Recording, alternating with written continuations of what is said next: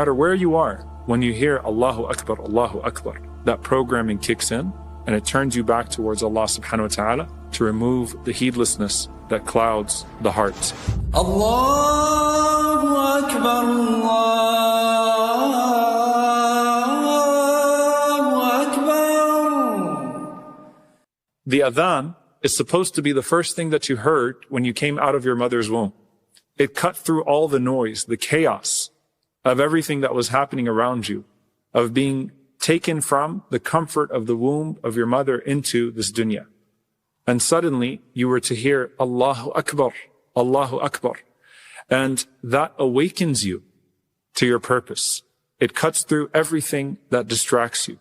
And you are programmed as a believer to have this fitrah inside of you, this disposition inside of you that is awakened every time you hear Allahu Akbar, Allahu Akbar.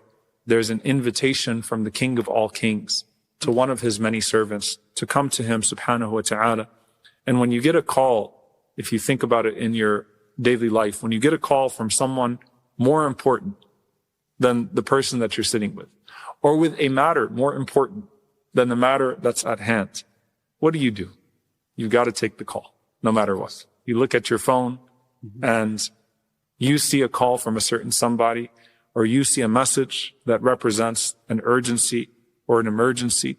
Suddenly, it doesn't matter where you're sitting. You have to go and you have to take that call. And the Prophet ﷺ was described as what? Aisha radiallahu anha describes the Messenger of Allah ﷺ as a deeply present husband. He was someone who was so present in his home. But when he heard the adhan, that same Messenger sallallahu alaihi wasallam who was paying attention to the part of the glass that Aisha radiallahu anha drank from, so he could drink from the same part, to the smallest details. When he heard Allahu Akbar, كَأَنَّهُ لَا يَعْرِفُنَا, it was like he didn't know us anymore. The programming, right?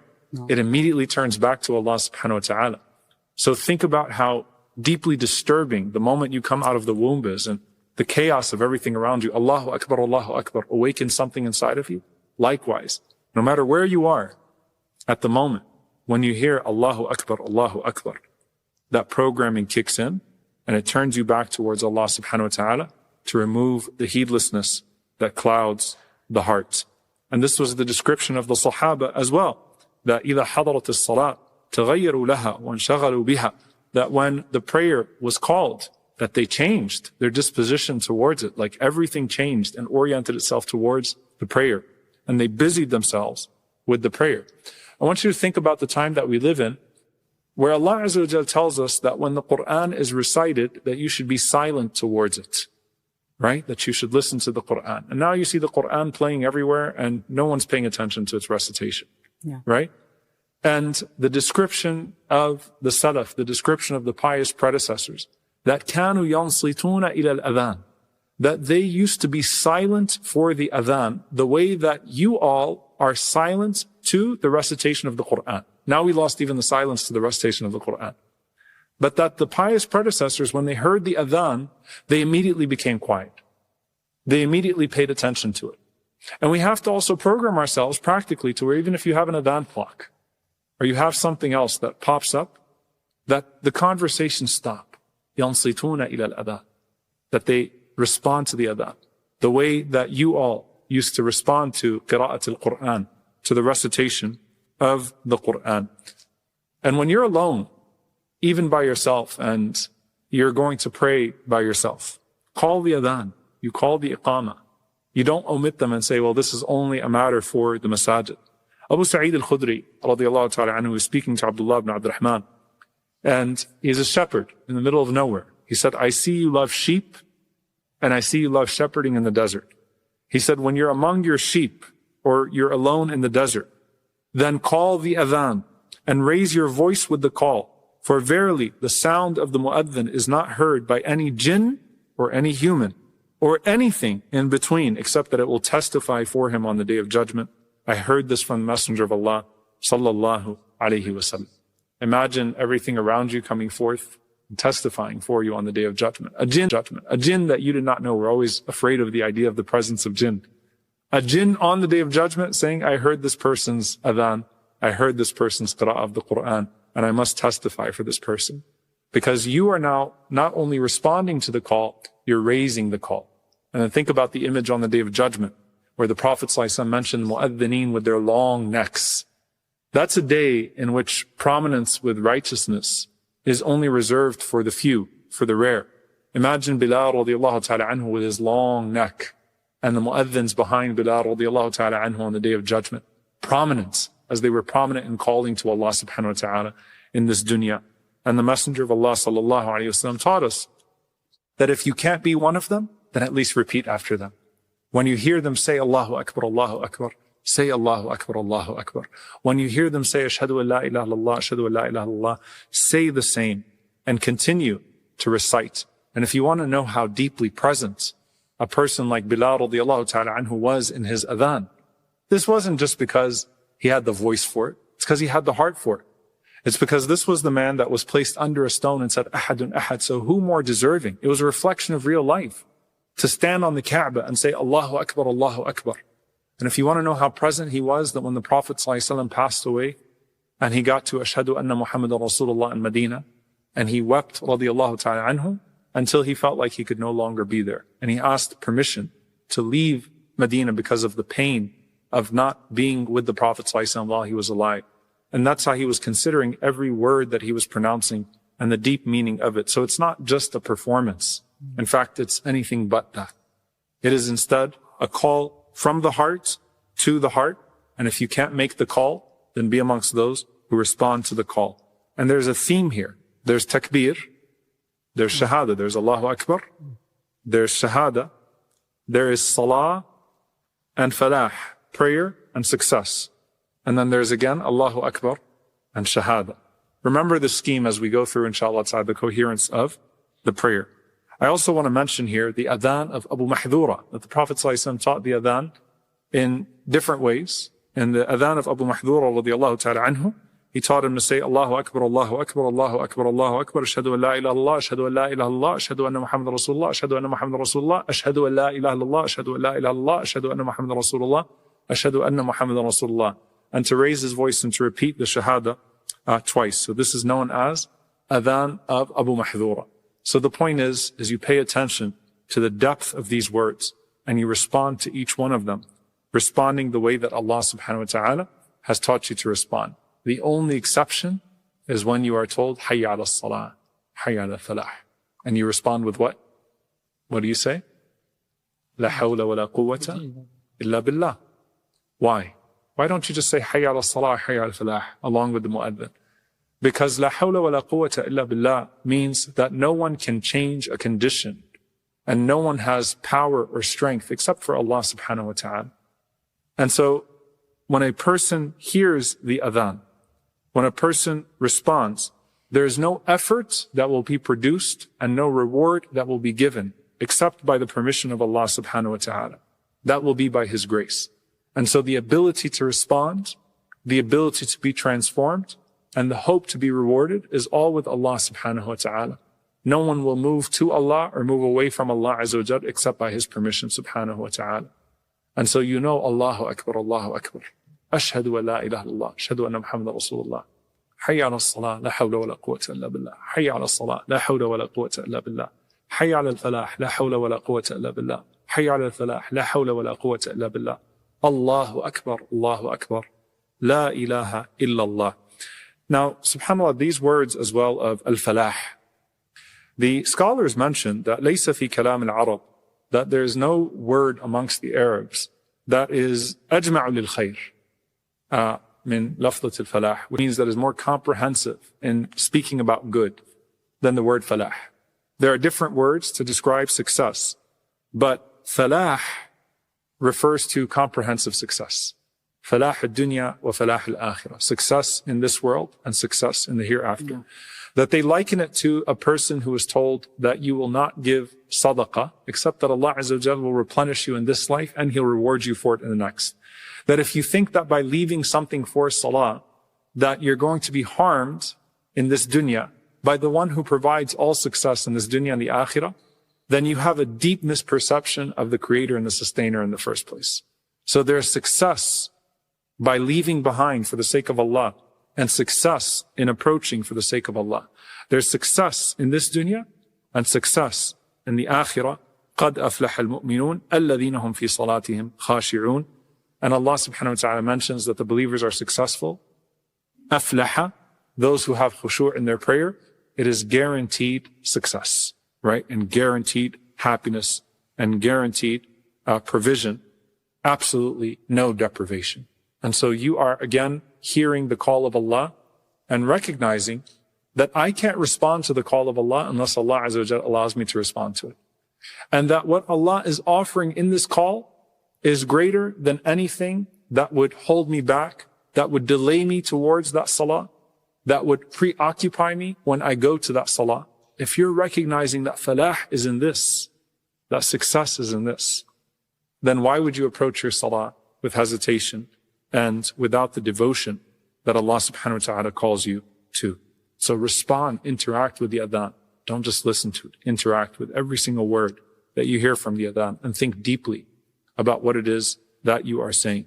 Umar ibn al-Khattab radiallahu ta'ala anhu narrated that the Prophet ﷺ said that if the mu'adhin says Allahu Akbar, and you respond Allahu Akbar, and he continued sallallahu alayhi wa sallam to say all of the phrases of the adhan and say you respond this way, with the exception of la hawla wa la quwwata illa billah, so hayya ala salah, hayya ala falah. He said sallallahu alayhi wa sallam that if you say this from the heart, you will enter into Jannah. So once again, a guarantee of Jannah just for answering the adhan properly. But on top of that, the Prophet sallallahu alayhi wa sallam mentioned that when the adhan is finished, whoever says at the end of the adhan, Allahumma rabba hadhihi ad-da'wati at-tamma was-salati al-qa'ima ati Muhammadan al-wasilata wal-fadila وَبَعَثْهُ مَقَامًا مَحْمُودًا الَّذِي وَعَدْتَ. And in some narrations, إِنَّكَ لَا تُخْلِفُ الْمِيعَادِ. That, O Allah, the Lord of this perfect call, subhanallah, حَيَّ عَلَى الْفَلَاحِ, and then الدَّعْوَةُ التَّامَّةِ, this perfect call. And the established prayer. Give Muhammad sallallahu alayhi wa sallam the right of intercession and the superiority, and send him on the day of judgment to the best and the highest place in paradise which you have promised him. The Prophet ﷺ said that whoever says this, حَلَّتْ لَهُ شَفَاعَتِي يَوْمَ الْقِيَامَةِ, then my intercession will be permitted for him on the day of judgment. So subhanAllah, you're asking Allah to give the Prophet ﷺ this highest place, al-wasila, this specific place in paradise, which is the exclusive of Firdaus, a place that only belongs to our Messenger ﷺ. But what does the Messenger of Allah ﷺ do with every rank that's given to him? He pulls up. And so the one who made dua for him to get that place is guaranteed that the Prophet ﷺ will also pull him up and will intercede for him. May Allah subhanahu wa ta'ala grant us the intercession of the best of his creation, Muhammad sallallahu alayhi wa sallam. So you have Jannah for responding. You have the intercession of the Prophet sallallahu alayhi wa sallam for making the dua of intercession. The Prophet ﷺ also said in another narration that whoever says after listening to the adhan, Ashhadu an la ilaha illallah wahdahu la sharika lah wa ashhadu anna Muhammadan abduhu wa rasuluh. Again, you're making just the shahada. But then, raditu billahi rabba wa bi Muhammadin rasula wa bil Islami dina. So this is a little bit different than the order that we typically know. Raditu billahi rabban wa bi Muhammadan rasulan wa bil Islami dina. Okay? So, ashhadu an la ilaha illallah wahdahu la sharika lah wa ashhadu anna Muhammadan abduhu wa rasuluh. Raditu billahi rabba wa bi Muhammadin rasula wa bil Islami dina. The Prophet ﷺ said, whoever says the shahada, and then I am pleased with Allah as my Lord, pleased with Muhammad ﷺ as a messenger, pleased with Islam as my religion, he said sallallahu alayhi wa sallam, غُفِرَ لَهُ ذَنْبُهُ, his sins will be forgiven. So you have another expiation of sins. You still haven't even come to the salah. One of the wisdoms that some of the scholars pondered upon of the order here is the coherence of the adhan, right? You start off with Allah, and then you come to the Messenger sallallahu alaihi wasallam, and it is the general call of Islam that puts you into submission to Allah Azza wa Jal. But we learn the prayer from the Prophet sallallahu alaihi wasallam. He said, "Sallu kama ra'aytumuni salli." Pray as you have seen me pray.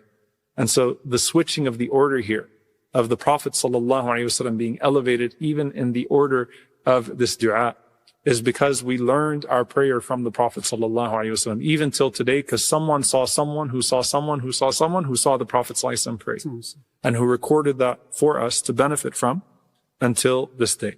So you have Jannah, you have intercession, you have the forgiveness of your sins, and you also have something else that so many of us don't pay attention to, which is the Prophet ﷺ said that the dua that is made between the adhan and the iqamah will not be turned away. Everyone's always looking for a time of accepted dua. And here you have a guaranteed time of accepted dua 5 times a day.